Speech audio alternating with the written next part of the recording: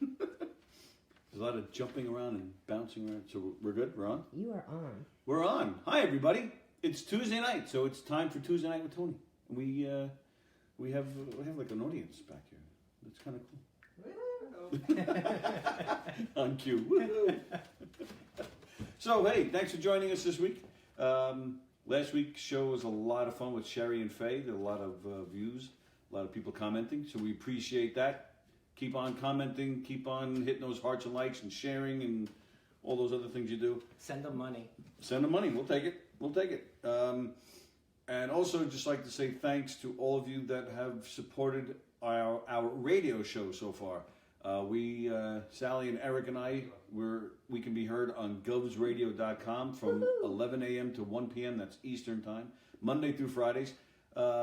This is our just started our third week, and it's really going well. We've had some really cool guests, and we're having a great time with it. So we hope it continues. We hope it turns into something.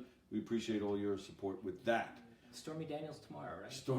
We had Bono yesterday, and Stormy Daniels tomorrow, and President Carter next Monday. But right now, we have Carl Woodin. That's Carl Woodin. This is kind of technically your second appearance on the show. Correct. Because we did call Carl one day as we were doing the show and trying to figure out things. So yeah, we called Carl, and then when we hung up, we lost connection. So thanks for that. I blame Zach. That's a good idea, especially since he's not here. And that's Carl Woodin. He's a multimedia producer. I don't know what that is, but we're going to find out. We're going to talk about all kinds of cool stuff with Carl. But before we get to that stuff, I'm just going to tell you that Carl is he's a good friend of ours. We've had a lot of fun with Carl. I've hung out in a recording studio with Carl, which was one of the best times of my life. Great week. I had just had a fantastic time, and I did get permission that we can talk about it. Oh, did you ask too? No, I didn't. Oh, okay. I made sure it was okay with the man on the other side of the pond, Mr. Elio Pace, who was once on our show, right actually in this very spot. Elio and Amy were on the show with us once. Elio, what was it? 3 years ago? 4 years ago at this point? It's at least 3 years ago. So, I don't know, the album, it'll just come out in his unreleased box set in 20 years. No, it's coming out soon. Is it? Yeah, I think so. Yeah? I think it'll make it this year. This year, you think? I'm hoping. Oh, all right. Yeah, so we were in the studio with Elio as he was recording an album. Carl was actually filming it for a documentary. I was just there because I'm a pain in the ass. But it was just a fantastic experience. Had a lot of fun. We also now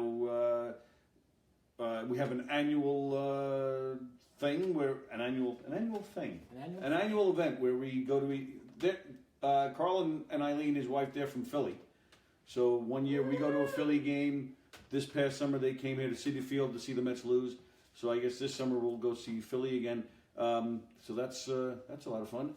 And last fall we went and saw Queen together, which was just another phenomenal Great night. Concert. Thank you, Neil.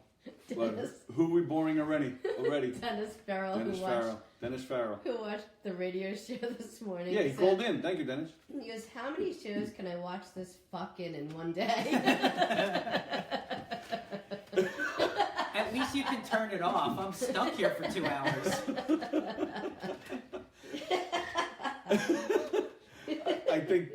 I think he's hoping to fuck. That's why he's watching.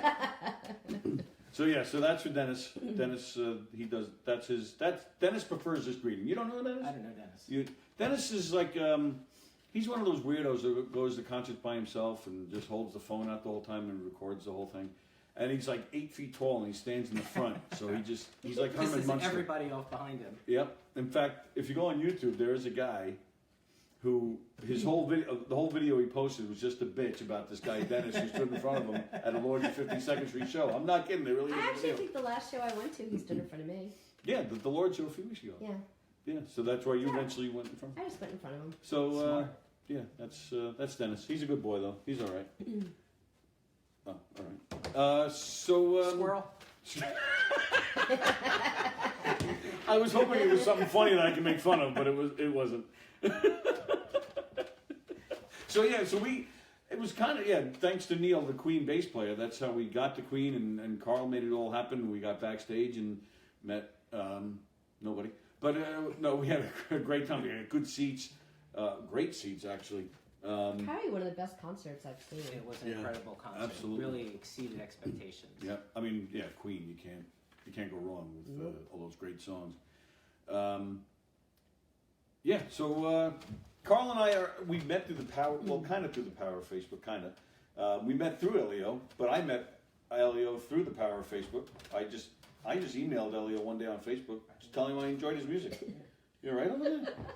I want you to take a sip of Sally's my tea. spilling stuff. And I was like, not even like There's I a whole like. puddle on the floor. It's What's not going even on? like I hit my lip and missed. Like about 3 inches before my mouth, I just decided to pour it in front of me. That's like airplane. That's when I developed my drinking problem. It was like that. Well, at least the glass touched his face. Like it wasn't even close to that. Wow, that's not tea apparently. This one's like being on like the Jimmy Fallon show. It is- Yeah, pretty much. Thanks for that. Yeah, we'll take that comparison. It's Jimmy Fallon on a much, much, much, much, much lower budget. So anyway, and that's something I talk about. It's almost a recurring theme on this show here. I talk about the power of social media, the power of Facebook. A guy like Elio, who I met just because I emailed him one day and said, "Hey, I enjoy your music." He happened to be coming to America a short time later, and we met up and became super, super close friends.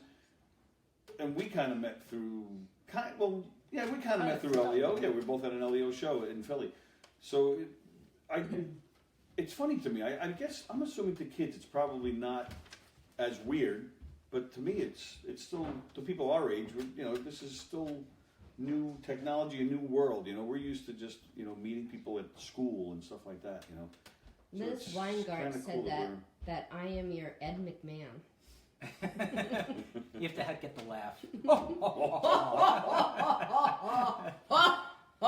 Okay. It really is. It's just tea. No, it's not. It's, Tea. Here, tea bag. Did I say tea bag on the air? what the hell is going on here? I think the T is short for tequila. It isn't. Wow. What was in that salmon at dinner? Yeah, really. All right, so let's. All right, I'm gonna get the serious stuff done with first, okay? And we don't really get political on this show. However, we're gonna do it. We're gonna do it. Carl and his wife this weekend went to the rally, the protest. What would you call it? I would call it, they called it a march. A march, okay. And the anti-gun march in D.C. this weekend, where tons of people went. Although you should have came to the one in New York City because McCartney was there. Yeah. Because that's why you go to these things, to meet people, to meet famous people. All right, so tell us what made you guys decide to go?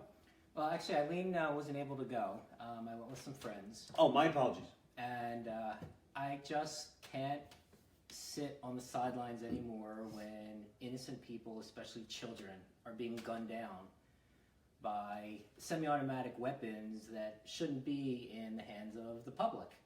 They're for the military or for law enforcement, and there's no reason that somebody like an 18-year-old kid should be able to go and buy that. A kid with a record, no less, right? Right, and a history of some mental problems. And Oh, that's what I meant. Yes, you're right, yeah. it's, I'm not saying abolish the Second Amendment. There are hunters, and yes, they need guns. And, I have a friend who works in a really bad section of Philadelphia, and he needs the gun just walking to and from his store to his car. And I can understand that. But for semi-automatic weapons to be in the hands of private citizens is just, there's no reason for it. And so many deaths. If the politicians didn't do anything after Sandy Hook when these first graders were mowed down, then it's taking something like this movement of these incredible Parkland students who spoke so eloquently and passionately in D.C. And there were 800,000 to 1 million people, depending on what you read, at this rally in D.C., and the crowd was just completely behind these kids. It was amazing. I'm really glad that I went. Yeah, it's like you said. It's a semi-automatic weapon. It's not necessarily a handgun or something like that. Because I think a lot about like a guy in this case in Florida, where I'm sure you hear it all the time with shootings and whatnot. You know, where they'll say the gun is not the problem; it's the guy, and if he didn't do it with guns, he would have figured out another way. But my feeling is, and I'm with you, the hunters and let people have. You know, I don't feel we should abolish the Second Amendment either. However, something's not working, and I don't know. I just feel if it means taking the guns away even temporarily, until we figure out what the hell's going on. Arming the teachers, I think, is just plain stupid. No, my wife is a teacher, and Right. she can tell you why that's such a ridiculous idea. And I don't know if you saw the idea the other day. Some school is giving the kids a bucket of rocks to keep under their desks. So the kid or the guy that comes in with an AR-15, they're going to throw rocks at him. Yeah, that'll work. Is that real? Really? 100%. Somewhere in Pennsylvania. Wow, that's where you live. Yeah. Well, the middle part of the state. Pittsburgh, Philly, we're okay.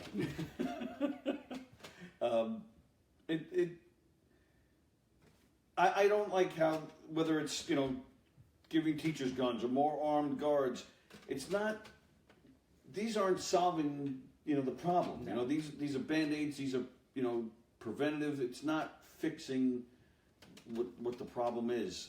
We're the only nation in the world with this problem. Yes. Australia had one mass shooting, and what did they do very shortly after? They literally abolished guns completely. Unless you're a farmer where you need to protect your sheep or whatever from other animals, you cannot own a gun in Australia. And it worked.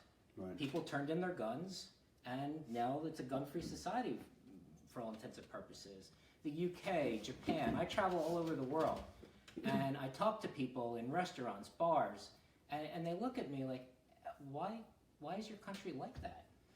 Yeah, there's a guy I know who lives in Canada, and he was in New York for a number of reasons, but he attended basically a seminar on gun violence, and they were taking questions from the audience, and he got up and he just asked flat out. He goes, I'm from Canada, we don't have this problem. He goes, what is America's fascination with guns? He goes, I'm seriously asking. He goes, because I don't get it. I just don't get it. I don't get it. And same thing. I was like, yeah, he's right. I don't get it. I have really good friends that live in Canada. Shout out to Tim and Heidi if they're watching. And we were constantly discussing this issue. They just don't understand. And I wish I could explain it, but I can't. Right. Yeah, and like you said, especially when we're talking about kids, and again, I just feel they should get to the root of the problem, why these kids are doing that, and who was I talking about it before? Maybe these guys. I forget who I was talking about it with before, but I just, again, get to the. I don't want to sound like one of those crabby old men, get off my grass, but when we were around the same age or close enough, he's a lot older than me. I just look older than him.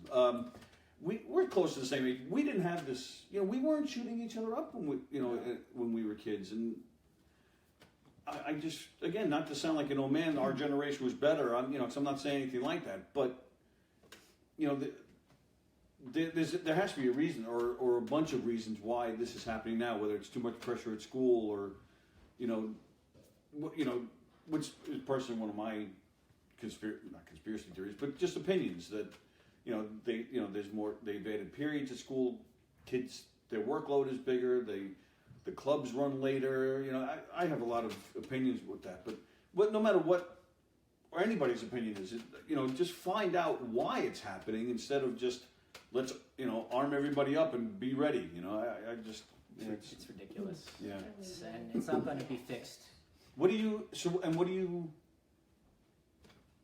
feel comes out of going to something like a march? Well, I think it shows, or it should show, the people that are in power that there were 800 of these marches around the world. Oh, was it that many? 800. Yeah. Wow. Oh, I didn't know that. And they were really well attended in most cities. And it's showing these people in power that, it's time. It is time for change. And if they're not going to do it, then let's vote them the hell out and get people in there that will do something to save the lives of these children. I posted something on Facebook the other day. It's not an original thing. I shared it. And it said something to the effect of, it doesn't matter, liberal, conservative, Democrat, Republican. These kids want to feel safe, and they need the adults to fix it. That's all. Yeah, right. It is that simple. Yeah. Wow. What did you experience there? Was there a lot of... It was, I've only ever done one thing like that. There was a rally for peace. It was basically an anti-Trump rally in Philadelphia. He thought he was going for a piece of pizza. Yeah. It was in Philly, and the mayor spoke, and our incredible Attorney General of Pennsylvania spoke. And there was a rabbi, an imam, a priest. Sounds like a setup for a joke. I was just about to say that. A rabbi, a imam, and a priest walk into a bar. And that was great, and maybe there were a couple thousand people. Well, 800,000 people, white, black, old, young, it didn't matter. And everybody was there, and it was a peaceful assembly. I could only imagine what it must have been like in the 60s when Dr. Martin Luther King had his rallies. But there's so many people, and you get a little push, or somebody steps on your toe, and it's not like, hey. It was like, oh, I'm sorry. Oh, no, go right ahead. And it was like that the entire day. It was just, people were all there for the same reason, to support these incredible kids from Parkland, and there were kids from other parts of the country that spoke, kids from Chicago and South Central LA, where gun violence is rampant. And it was just incredible to hear this 11-year-old girl, I think she was from Chicago, amazing. I could not believe that this was an 11-year-old. And then Martin Luther King's granddaughter, who was 8 or 9 years old, came out. And you should have heard her rallying the crowd. Really? Chip off the old block. It was incredible. Yeah, she was great. I heard that speech. Yeah, that was really nice. It was just beautiful to hear this and to be part of this incredible mass assembly of people that just were there for each other. Wow. It was really nice. That's nice. All right, so that's, unless you have more on that, I'm gonna... No, Although Carl did request that, once we get into this, that he cap it off with a verse of We Are the World. So You do not want to hear me sing, Tony. Eileen will attest to that. Well, all right, but since you did, what you just said to me is a nice segue, because you said, white, black, old, young. That, I feel that's the power of music, is, old, black, white, old, young, it doesn't matter if you enjoy good music or, you have common interests like that. It just kind of brings people together, and no kinds of, there's no barriers of any kind. So I'm going to get into music here. You have, which, I don't know, sometimes I feel we should just call this show the Billy Joel Hour, but you have some connections to Billy Joel. Did I? Oh, maybe I didn't bring it. I thought I brought the thing with Carl's name on it. Here, look, this is a Liberty DeVito stick. Cool. I just happened to notice it was sitting here. Does he know what's missing? No. He's playing with one hand tonight. It's been done. He's drumming for Def Leppard now. So all right. So tell us about that. How did you? Your name is on a few Billy Joel albums and on the credits of some Billy Joel videos. What's your connection? How did that all begin? How did you get into Billy Joel yourself? I've been a Billy Joel fan since 1974. My uncle took me to my first concert in Philly. It was at the Academy of Music. And I think it was the Doobie Brothers, although we're not quite sure if that was true or not. They were the reason we went to the concert, and the opening act was Billy Joel. and he just blew me away. And I just thought that his songs were fantastic. And the Doobie Brothers were a real letdown after that. So I became a fan and searched out albums. At the time, there were only a couple I could get. Searched forever to find Cold Spring Harbor because I knew that was out there and still have that copy of it. So I was always a fan through high school, and was in a group of friends who all loved Billy Joel. We would sleep out for tickets way before the internet. Yep. We would go to a sporting goods store in our neighborhood, and we would play hacky sack in the parking lot and blast Billy Joel music out of the big boom boxes. Those are good times, man. It was great. Waiting for literally tickets up all night long with your hanging friends. out. Yep. And then you get to the front of the line and you get the shittiest seats. But it didn't matter because you got tickets. So I became friendly with Ed Shockey, who was a disc jockey, credited with discovering Billy and Bruce Springsteen and Yes and Barry Manilow and Janis Ian and many others. He was the one who, there was a radio concert in Philly that Billy played, and Ed loved the song Captain Jack, which was the first time Billy had played it. It was unreleased, and Ed played it a lot on the air. Became the most requested song in the history of WMMR. More than Freebird. More than anything. To this day, it's the most requested song Oh, in still? the history of WMMR, did which not at the time was one of the most listened to radio stations in the country. This was before XM and all the other stuff. And so one thing led to another, and that's how Billy wound up getting signed to Columbia. So Ed got me backstage at a concert actually in the Meadowlands. And I got to meet Billy's production people and most of his band, and I had a very, very brief introduction to Billy. And at the time, there were CD-ROMs that were starting to come out. Yes had one, and Peter Gabriel had one, kind of multimedia, at the very beginnings of multimedia. So I was experimenting with programming multimedia stuff back then, and I said to Billy's production people, Billy should have something like this. I know he was doing master classes at the time. I said there could be a menu of questions, and the user could click on a question, and a little video, and at the time they would be a little video, would pop up, and Billy would answer the question, or maybe play one of his songs, or a cover of something. They said, oh yeah, that's great, do you have a card? So at the time I was corporate based, I wasn't working for myself, and so I just gave him my card. I was creative director for a pharmaceutical research company. Oh, wow. And so you're talking about early 90s? This was very early 90s, like 91. And didn't hear from them for a year. And I thought, typical Hollywood music business. Oh, yeah, sure. And never hear from them again. About a year later, I get a call from Jeff Schock.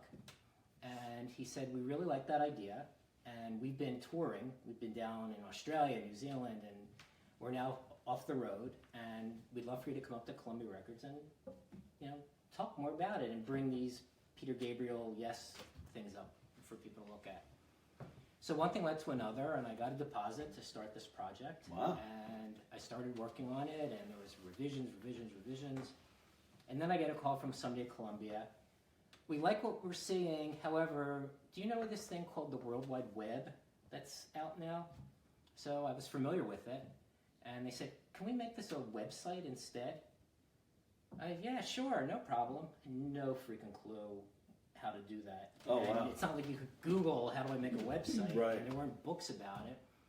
So I taught myself how to program in what's called HTML, which was the only language of the internet at the time, of the web, and started to make the website. And one thing led to another, and time passed until we could get video on the web, which was a problem back then. Sure. So I created Billy's first website. Created Billy's first website. Wow. So I did that, then there was a second revision. That was one of my trivia questions. Who created Billy's first website? Yeah, I got it right. It was Carl. I'm totally kidding. And then I was starting to do a third revision of the site, however many years later, and I get a call from Jeff, and he said, I don't know if you've read, Sony has bought Columbia, and they have their own in-house web people, and we're kicking out all the subcontractors. We're sorry. Wow. He said, but, you and I will still work together. So I was a little disappointed, and I thought, I just spent a lot of time working on this. I mean, I did get paid more or less. Sure. But then I had become very friendly with David Rosenthal, who at the time was just Billy's keyboard player. Right. He's now Billy's music director and keyboard player. And David said, I saw that third version, and I don't have a website. Would it be okay if we make that my website? I said, yeah, I mean, Billy doesn't own it. They're not going to use it. So since then, so we're talking maybe 93, 94, and David and I have become great friends over the years. I've been doing David's website ever since. Wow. Yeah, because he's worked with a lot of other people. He has worked with, oh my God, the list is amazing. Robert Palmer comes. Robert Palmer, Cyndi Lauper, Little Steven, Miami Steve Van Zandt, whatever you want to call him. Silvio. Silvio Dante. And Lilyhammer, the guy from Lilyhammer. Yeah, right. I can't even remember everybody that he's worked with. He's currently working a lot with Ethan Bortnick, who, if you watch PBS, he's like this child prodigy. Right, yeah. You have no idea. No idea. I didn't know either. But he's got a big recording studio in Jersey, and he produces tons of people. What's it like with a guy like Rosenthal? I mean, I'm assuming that must be almost a full-time job in itself, because if he appears in a concert, or if he, to update all the news and the happenings and his credits of what he's working.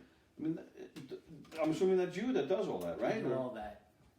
We usually set aside time once a month where I'll update the news page, update the homepage. But after every concert, usually the next day, he'll send me the set list, and I'll post the set list. So we have every set list of every Billy Joel concert going back to the early 90s when he first started playing with Billy. Right. And what about photos? Do you just look on the internet for a photo? No, he'll send me pictures, because he's always interacting with famous people. So, Paul Simon comes on stage with Billy, so there's a picture of David with Billy, or with Paul Simon, or Miley Cyrus, or Sting. I mean, anybody that's been with Billy on this Madison Square Garden residency, post a picture of David with that person. So, all right. So that led to you getting Rosenthal's site. But then, for all you Billy fans out there, like, what did you? Because your name has been on some releases. So what did you do for those, or who'd you pay off? Well, over the years, Billy and his organization did not save things. It was only, probably within the last 15 years, 12 years. Things meaning recordings or photos or all the above? Memorabilia, tour jackets, stuff that promoters gave to Billy. Condoms. Yeah, branded condoms, yeah. This night. So I happen to have this massive collection of Billy stuff that I've either, when I was younger, would buy from Goldmine magazine. But then as I became part of working with Billy's people, they would just give me this stuff because nobody else was taking it. So like Jeff Schock would be doing a project like The Stranger 40th anniversary and say, you know what, do you happen to have XYZ? Or you probably know when we were in the studio with Phil Ramone, what exactly happened? Do you have any of the outtakes or the demos? And So he would actually ask you for bootleg material? Well, it's not necessarily bootleg. It was studio demos that, right. Just got discarded, but wound up with me over the years. Okay. So I would consult with Jeff or provide memorabilia for the photos, for the liner notes, the booklets. When Billy got inducted into the Hall of Fame, I provided some stuff. Oh, really? Paul Fierro, who I don't know if you've met, but you probably know. Yeah, I know who he is. He contributed a ton of stuff to Cleveland for the Billy exhibit at the Rock and Roll Hall of Fame. When they did the Russian documentary and the Last Play at Shea, I worked with Jeff as a consultant on a lot of the aspects of that, of the production. If you're a Billy fan, you got to see Last Play at Shea. I mean, it's just It's great. It's so it's good. amazing. Especially for all you guys from Hicksville. There's a lot of Long Island references. There's a lot of Hicksville in the beginning of it. And if you're a Mets fan too, Just Well, being yeah, at true. Shea Stadium again. Like I loved that part. Yeah. Very nice. it's great. Yeah. And then Viacom contacted me when VH1 did their Behind the Music Behind the series. music, yeah. They did one on Billy, so I was a contributor to that. Wow. So yeah, when you mentioned the Stranger box set, do you remember? Like, give us an example. Do you remember one thing that you may have contributed to it? Do you remember? I don't remember what I had for lunch today. Okay, never mind. I'd have to check my notes, but You have to check through your notes. Do you have notes? You actually keep Well, notes? on my computer back in my office. You didn't really have to answer. They're Don not on my phone. Bloomingdale's watching. She said Philly in the house. Hey, Yay, Dawn Bloomingdale. Philly. Nice. But Dawn Bloomingdale, she got to hug Billy. She always tells everybody, I hug Billy Joel. I had Vietnamese food with them. Ken Friedberg's watching. He said, "Great topic, love it." Hi, Oh, Tony. cool. Hey, Ken. Ken's a good man. We used to work for the same company, and he's been watching or listening to the radio show. Heidi Newell said she's watching. Hi Heidi, that's my friend from Canada. Is that the one you? Yeah, you I was told just us, yeah. mentioning Heidi. Yeah. Nice. So, all right. Well, how did you? I Oh, mentioned. sorry to That's interrupt you, but Sure. Greg Dill Filippo says I have a sexy voice. Okay, go ahead. that made her night. Yeah. Well, you know what that's about, right? No. Oh, Greg D. Filippo is how you pronounce that. Oh. Greg does that ring a bell to you now? Yeah, he listens to the radio. He listens show. to our radio show religiously, and there was an argument on there the other day out of the three of us who had the sexiest voice. So I win. There you go. Right. He's just lying. So we were talking about Elio before. How did you meet Elio, and because then you eventually started working with him a little bit too. How did that come about? I was the producer of the reunion concerts for Billy Joel's original band, not the Lords of 52nd Street who claim they're the original band, but the original band that played on the WMMR concert in the early 70s and played on Billy's first tour and on his first album. Right, just to explain that, you had touched upon that before with Ed Shockey and playing in Philly. When Billy did those concerts back then, and Captain Jack came out. That band reunited in 2013, and they recreated that concert. They played the same set, and they had David Clark, our friend David Clark, who was also right here in this David spot. Clark. He played, and Elio also came in from England. So David and Elio kind of both shared Billy's, the piano chair and Billy's part. They had Reese Clark back on drums.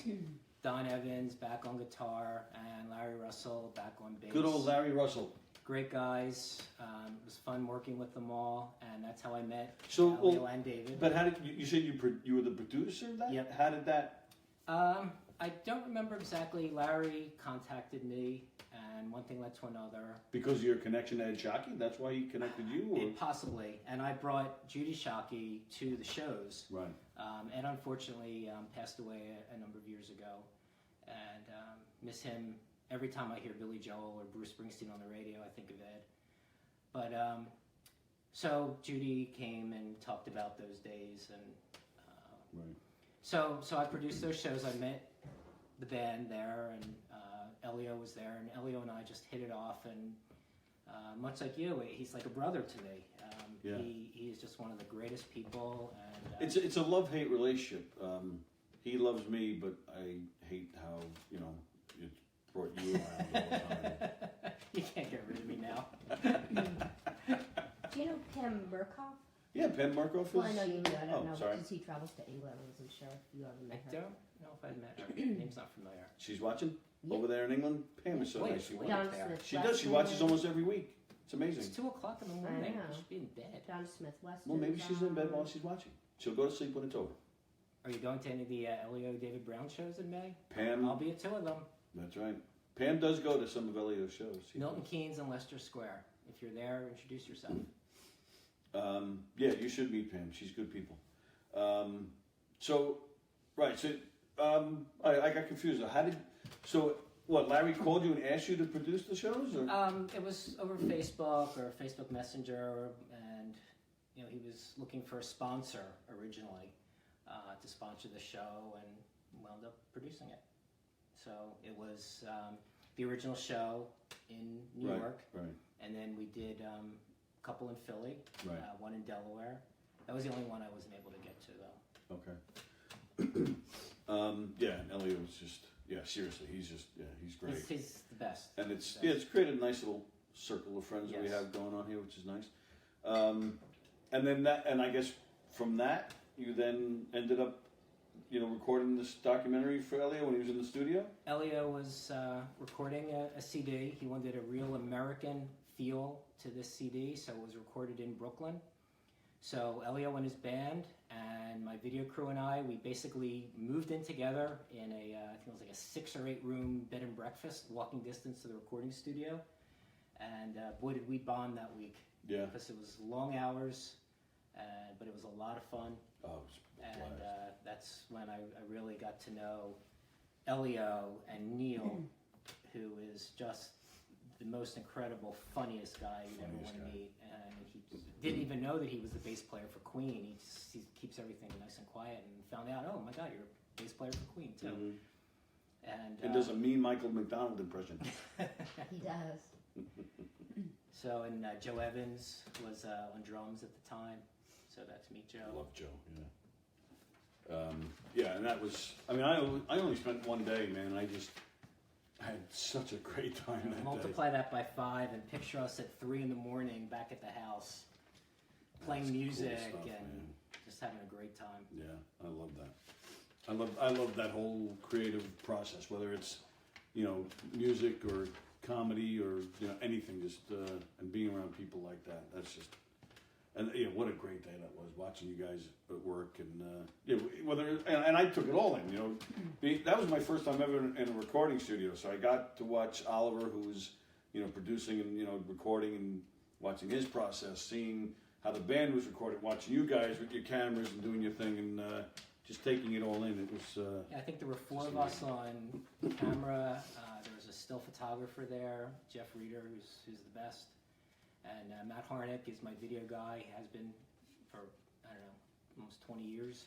Matt has a, if you're in the Philly area, Matt has a Who, he's part of a Who tribute band. So yes. Who better you bet? Something like that. Sorry, Matt. Sorry, Matt. But they're really good. Close enough, so you can find it based on that. So look for them. Yeah, so we recorded basically every minute of everything that was recorded on all of those cameras. So you can imagine the volume of footage. But we've been working through it, and when the CD comes out, there'll be a documentary on the making of this incredible CD. You know what I love about that documentary? That you're in it for a little bit? Yes, that's what I love about that documentary. I figured that. we may pixelate your face out. Keep the face and a leg or something. Make you do tricks or something.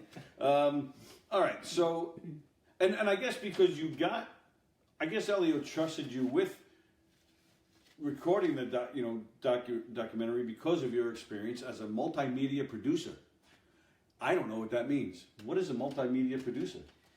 I produce multimedia. Oh, all right. Moving on. My company does websites. And the name of the company? Aztec, there you for go. my sons, Alex and Zach. Technology. My wife came up with that name 13 years ago. Nice name, started. wife. She waved. 16 years ago. I'm saying 16 years ago. So websites, any kind of video production, but really the bulk of what my company's been doing the last few years, a large corporation is going to have some kind of a meeting or event somewhere in the world. So they'll contact me. It's usually a pharmaceutical company because they've got the bucks. And they're having a meeting in Milan or London or wherever. And I'll work on all the PowerPoint presentations, any video content. I have local AV partners all over the world, so I'll say this is the equipment we need, this is the crew we need, so that's all supplied locally. Okay. So I show up, and then I'm the technical director of that portion of the meeting. So you don't have, so you don't have to bring any equipment. I bring my laptops and some small ancillary things, but I'm not dragging projectors and Right. mixing consoles and video switchers. Right, so all sourced locally. And then the operators of it are sourced locally Yes. too. That's some gig you got there. So you just Pretty much.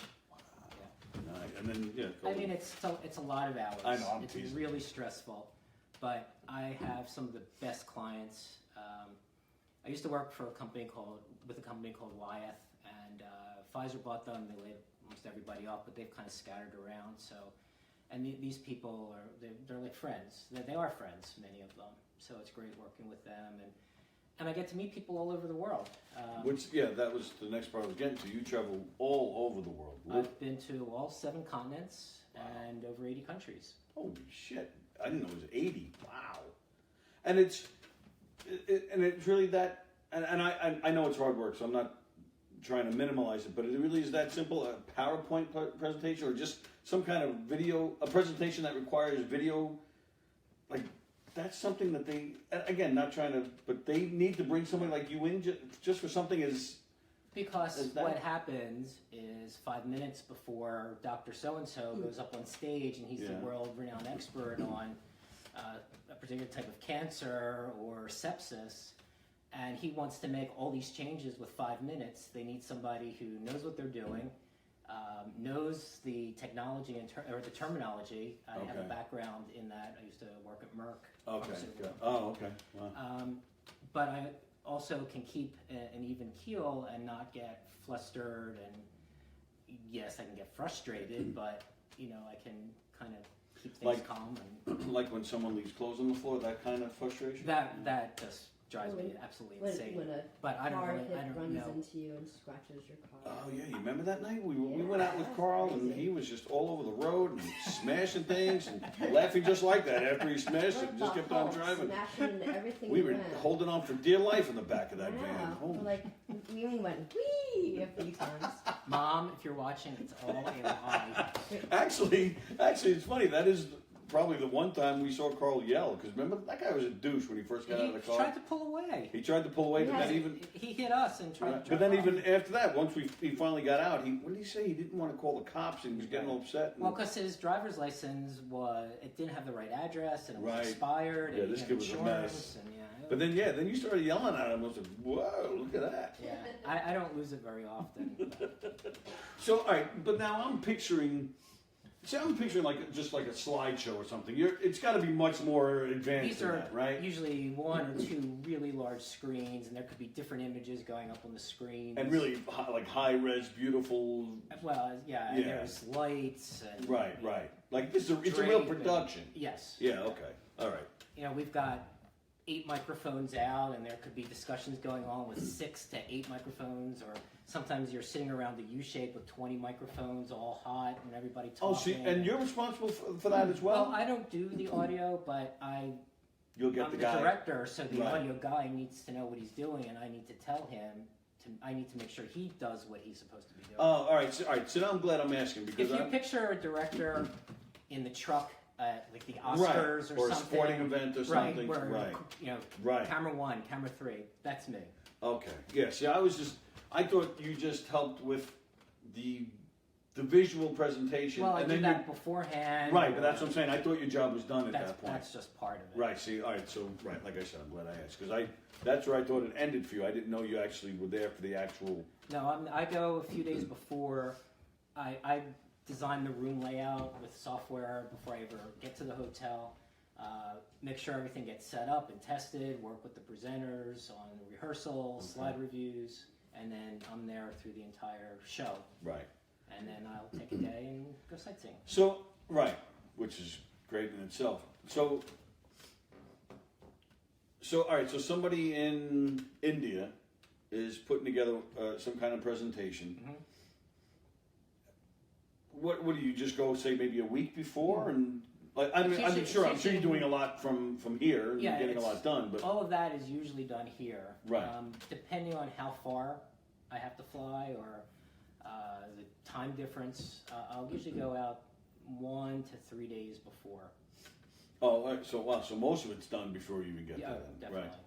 Right. Yeah, because then, yeah, being that you actually stay for the actual event, so yeah, I figured you'd be there for a few days. Yeah, the event, it could be a 1 day meeting, it could be a half a day meeting, it could be a 3-4 day meeting. Last week I was in Boston and it was almost 5 full days. Mm-hmm. Yeah. And it's 9:45. It's 9:45 already? Yes, it is. Boy, time flies when having fun. Holy shit! All right. All right. So let's see. Then I'll cut a little short. I basically got everything I wanted to go to.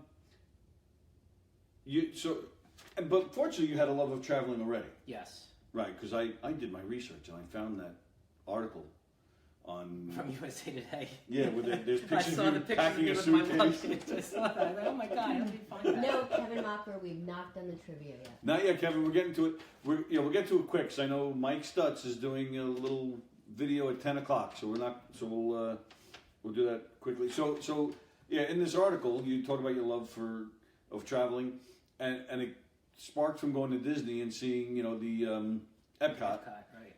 and wanting to visit the actual places. So have you accomplished that and have gone back to Disney? Because you said you'd never go back to Disney until you visit the real places first. No, we took the kids. Eileen and my wife and I had already traveled. We spent a summer in Europe after I graduated from school. Nice. This was 1984, so it was before the Iron Curtain fell. We did most of Western Europe. That's when you graduated high school, 84? College. Oh, college, Yeah. sorry, right. So we took the kids to Disney, went to Epcot, went to the different countries, and we said, this is it, kids. Because now what we're going to wind up doing over It's all however many downhill from years, here, kids. we want to take it to the real places. That's the fake Eiffel Tower. You're going to see the real Eiffel Tower. Wow. So we've taken them. We spent a month in Australia and Fiji. Wow. We spent I don't know how many weeks in Scandinavia, Russia, and the Balkans. We've been to the Pacific Northwest. We had a great trip last year with Heidi and Tim and their family. We were in Nova Scotia and Prince Edward Island. Where am I forgetting? She's sleeping. We took Dubai. They took me to Dubai for my 50th birthday. It was a surprise trip. Oh, it was a surprise. Wow, that's They cool. didn't tell me where we were going or. We're kidnapping you. And each day I didn't know what we were doing. They just said, all right, today put on a bathing suit or put on khakis and a button down. Off we would go. We also, I think the first place we actually took them to was England. Yes, that's correct. My little one was 3 years old at the time. Wow. And they developed a love of travel. The little one, who's now just turned 21, he took a year off between high school and college, and he traveled the world. He's now been to, I think, 50-some countries. Wow. I don't know if I've been to 50 cities. But you don't get to appreciate people and cultures until you travel and interact with them. We typically don't stay in Hiltons or American hotel chains. We'll stay in our bed and breakfasts, Airbnbs, and interact with people. Sure. One night we were in Australia, and at the time my younger son was playing trombone, and we're sitting at a restaurant near the Sydney Opera House, and we noticed, I think Eileen noticed, that there was a trombone case under the table of the family next to us. One thing led to another. We talked to the guy. He and his wife played for the Sydney Philharmonic. Oh, wow. And after dinner, he takes us on a private backstage tour of the Sydney Opera House. That is what I like about bed and breakfast, because the whole idea is to come out, Right. Go wherever you go during the day, but then spend a portion of the night in the living room talking to people. So, that's awesome. wild. You got a tour of the Opera House. That's a beautiful place too, right? It's my favorite building in the entire world. No kidding. In fact, I didn't know it was that nice. I recently just changed my will that when I die, my ashes will be scattered in Sydney Harbor. At Sydney Harbor, with Really? a view of the Opera House and That's Harbor Bridge. weird. I mean, I don't want to be in a little jar on a You shelf. want to be like my dad in a jar up on the shelf. Sally's father's here. Surprise guest, ladies and gentlemen. There's Sally's dad. Love you, Dad. Thanks for stopping by there, Pat. Hey, Pat. Patrick? Pat? Nice to meet you. A little shorter than I expected. Very quiet guy. I think it was like 5'7" or something. That's it, yeah. My height. Oh, that's short. All right, so. Now he's really short. All right. Well, let me, I know we got to go, and it's time to do the trivia. People are begging for the trivia, man. All right, we'll do the trivia. I'll just point out soon we'll have to have you back because Carl recently went. I say the South Pole. He says where? Antarctica. It's all the same shit. I wanted to hear more about that trip and basically just ask him why the hell would you want to go there in the first place? Most incredible place in the world. Yeah. I Well, love the videos you showed of the penguins. actually, yeah, that So was cool cute. stuff. That So was cool cute. stuff.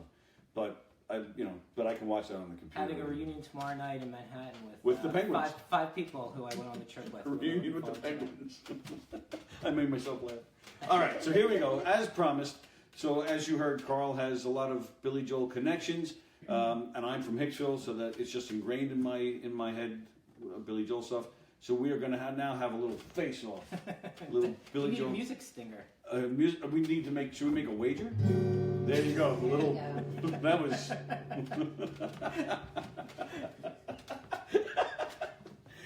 All right. What do we? What's the prize for the winner? Sally's dad. All right. Well, then I'll just forfeit right there. Wow. All right. Let's. You don't want my dad in a jar? I have my dog's ashes are bigger than My that. dog's ass. My dog's ass. My dog's ass is in that jar. All right, let's do this. Sally, so what happened is we said we were going to have a little face-off, so obviously we couldn't come up with the questions, so we asked, there's a Facebook group called Billy Joel Completely Retold. Sally went on there and she asked some of the members, hey, throw me some Billy Joel questions or info that I can ask these two clowns. So some of you were very nice enough to give her some questions. Kevin Mocker gave her a Bible's worth of stuff. And, Kevin must have been off today. Yeah, Kevin finally put down the Get camera. off. So Sally's going to ask us a few questions. The winner gets $100, and From your sponsor. from our sponsor. Yeah. All right, here we go. You ready? Let's see. All right. So Mike Stutz asked this one. Mike Stutz has asked this question. He needs a haircut, but go ahead. Yeah, what is that? I don't know what the deal is, but go ahead. It's scary. He looks like Wolfman Jack. It does. Yeah, he does. Which Billy backup singer has also worked with Fleetwood Mac? Becca Bramlett. Yes. Wow. I was waiting for the buzzer. They were like all these. Yeah. Do you have to answer the form of a question? Alex? Should we raise our hands first? Yeah, That I was don't good. know. That was fast. Would you have known that? If I had time to process the question, I am older than you. You all right there, Grandpa? Should we slow down? Get off my lawn. Wow, that was fast. All right, I'm in trouble. This is from Lori Collado. Lori Collado. Billy plays guitar to which song in his 1986 video? Matter of Trust. See you. You're fast. It's not This one's from Howard Klein. Howard Klein, who played with Billy at Right. Yeah. the Q&A, the New Yorker thing. Yeah, they played Honesty together. What was the first single released from Glass Houses in the UK? Ooh. Oh, in the UK. You still rock and roll to me? Nope. All for Lena? Yes. Really? Luckily, I was in England back then. Oh, I didn't even know that. 2-1. I love that song. Oh, yeah, man. The Lords do a good version of that. David Clark's great on that. David Clark. And his supporting. This He's is from great on Don Cindy. Bloomingdale. What's that? Dawn Dawn Bloomingdale. Oh, Dawn Philly in Bloomingdale. the house. Yes. What Billy Joel song did Chicago members Peter Cetera? My Life. God, let her finish the damn question. I'm beating you, motherfucker. You are. Watch They- your language. My mom may be watching Oh, this. sorry there, Mom Wooden. Sorry. This is from Kevin Mocker. Right. The Hassles plotted True. to be the warm-up band. Oh, this is a good question. I like this one. Oh, good. The Hassles plotted to be the warm-up band for the Beatles when they played at Shea in 1965. They almost pulled it off. Yep. I What heard that stopped story. them from pulling it off? They made it as far as the dugout. I remember that. Yeah, they got to play in the dugout instead of on stage because They played in the dugout? no, they got to hang out in the dugout oh. watching, but they almost made it on stage except for one thing. Police. I have no idea. I know they made it to the dugout and had everybody believing that they were part of, because the Beatles had like 5 or 6 open. The Beatles, well, you probably know, the Beatles played for like 20 minutes to a half hour. Yeah. That was it. So they would have like 5 or 6 opening acts. So yeah, the Hassles had people believing that they were part of that package. I don't remember why they didn't make it past They the were dugout. stopped by Brian Epstein for not having membership in the musicians union. Huh. Interesting. Brian Epstein himself? Yep. The Beatles manager. Wow. Mm-hmm. I did not know that. Did not know. This is from Ken Friedberg, Hello, Ken Friedberg. and he wants to know what was the band Liberty was in when they opened for Billy and the Hassles. Ooh. Richie Supa's band? That was at the World's Fair, wasn't it? Was that the World's Fair? Oh, it's so cute that you're looking at me for the answer for that. I thought maybe it was in your notes. Right, it wasn't Mitch Ryder, right? No. He wasn't a Mitch Ryder yet. He played. Liberty did move on to play with Mitch Ryder for a while. This is a Long Island question. I defer to you. Liberty does watch the show sometimes. I wish he was watching now. I think Richie Supa was in that band. Oh shit. I don't know. I have no idea. The New Rock Workshop. I Never knew heard- that. I did not know that. Really? Oh, No. Damn it. So what is it? 3-1 me? I think so. yeah. Yeah. I'm just happy I got one. Also from Ken Friedberg. Oh, for Lena. Worked once. 1984. It's a good book. Rosebud. Wrong book. Yeah, I know. As soon as I said it, I realized Orson Welles, though. That's Right. okay. At least there's a connection. I'm not totally stupid. George Orwell. Right. Same thing. Okay, I am stupid. I'll just shut up. What TV sitcom Bosom Buddies. did Richie perform on? Oh, Full House. Yes. Wow.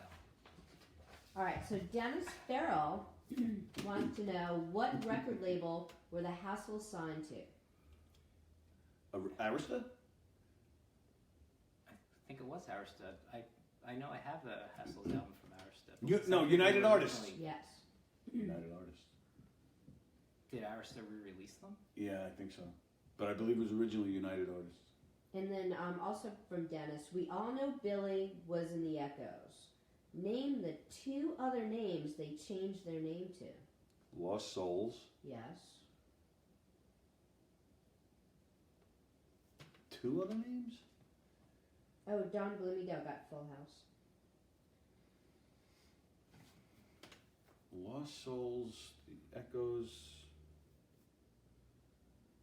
Sweaty Balls. I have no idea. It is Sweaty Balls. I can't believe you got I thought it that. was Sweaty. Sweaty balls. Pete Sweaty. Kind of rhymes with the Emeralds. The Emeralds. The Sweaty Emeralds? Balls. Yeah, I know Emeralds. that. No, I didn't know that. I think Dennis made that up. I know Lost Souls from the. Yeah. There's actually some songs Right. you can hear. Kevin Mocker asks, Fenway Park.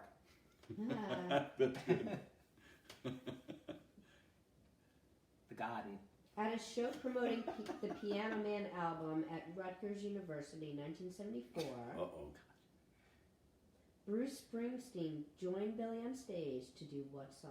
Wow, I never even heard that. I had no idea. Is it a Billy song or a Bruce song? I'm going to say neither. Neither. They did Twist and Shout. Yes. Come on. Yes. That was just a guess. Yeah, because Bruce does that a lot in his shows. Yeah. Really? Really. Wow. I'm getting crushed. What Sorry. song was And I So feel It like Goes yes. written about? What song was what? And So It Goes written about? Who or what?